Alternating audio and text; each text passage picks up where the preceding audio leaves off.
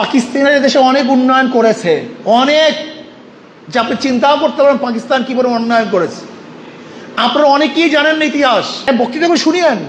আমি যে মৌলবী মানুষের জন্য এই কথা কেউ তো শুনবে না, সমস্যা তো এই। আমি তো আর খোদা না, কেন হয় নাই আগে তো জানি না, এ খোদা আমি না, এটা একমাত্র আল্লাহ বলতে পারেন কেন হয়নি, কি কথা ঠিক না? তবে আমি এতটুকু বলতে পারি, আল্লাহ পাকের কোরআন বলছে লিকুল্লি শাইইন কদরা। আল্লাহ পাক প্রত্যেকটা জিনিসের নির্দিষ্ট সময় রেখেছেন। লিকুল্লি শাইইন কদরা। একটা বাচ্চা পেটের মধ্যে এতদিন থাকবে, একটা ধান এতদিন পরে পাকবে, একটা ফল এতদিন পরে পোক্ত হবে, ইউনিভার্সিটির রেজাল্ট এই সময় বের হবে, সূর্য এই সময় উঠবে এই সময় ডুববে, অর্থাৎ লিকুল্লি শাইইন কদরা। আল্লাহ পাকের ইলমের প্রত্যেকটা জিনিসের, কে উত্থান হবে, কে পতন হবে, কে ধনী হবে, কে গরিব হবে, কে জন্মগ্রহণ করবে, কে মৃত্যুবরণ করবে, এটা নির্দিষ্ট সময় আছে। ঠিক আল্লাহ পাক 5ই আগস্ট তার পতনের নির্দিষ্ট সময় রাখছেন, এই জন্য সেদিন পতন হয়ে গেছে, কি কথা ঠিক না? কিন্তু এখানে একটা লজিক আছে, ওনার পতন হওয়ার লজিক আছে।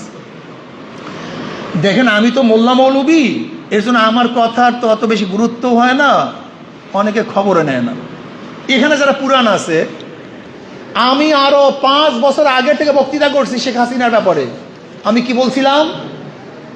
যে আপনি শেখ হাসিনা জেনে রাখেন, পাকিস্তানের দেশে অনেক উন্নয়ন করেছে, অনেক, যে আপনি চিন্তাও করতে পারেন পাকিস্তান কি পরিমাণ উন্নয়ন করেছে। আপনারা অনেকেই জানেন না ইতিহাস।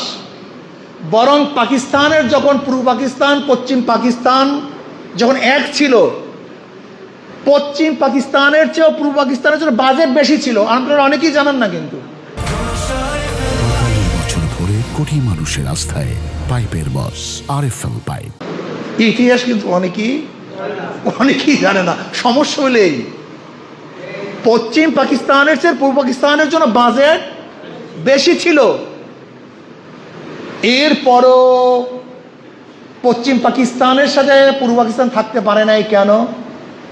আমি ওদেরকে বারবার বলেছি, শেখ হাসিনাকে, যে দেখেন উন্নয়ন করছে, সব কিছু ঠিক ছিল, কিন্তু পশ্চিম পাকিস্তানিরা ভোটের মর্যাদা রক্ষা করতে পারেনি। 70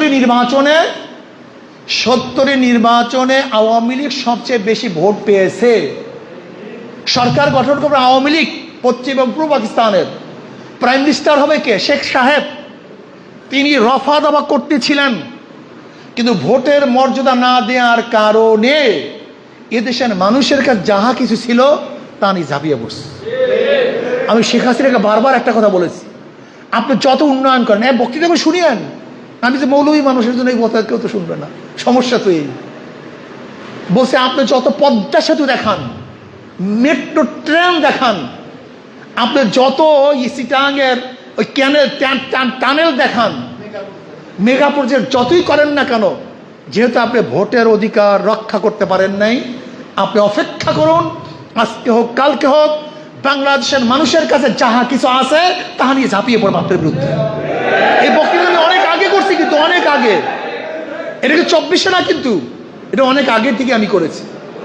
তার মানে লজিক, গোটা দুনিয়াতে কেউ যখন ভোটের অধিকার দিতে পারে না, তখন উন্নয়নের দিকে মানুষ তাকায় না। তার মানে অবস্থা এরকম। এই শোনেন, অবস্থাটা কেমন? অবস্থা হলে এই, আপনাকে হাজারো বিরিয়ানি খাওয়াবার পরে, অনেক আদর যত্ন করার পরে, ছোট্ট একটা থাপ্পড় দিলে সব কিছু মুহূর্তের মধ্যে বিষ হয়ে যায়। ঠিক ওই উন্নয়নের পরে যখন মানুষের ভোটার অধিকার নষ্ট করে, তখন সমস্ত উন্নয়ন ম্লান হয়ে যায়।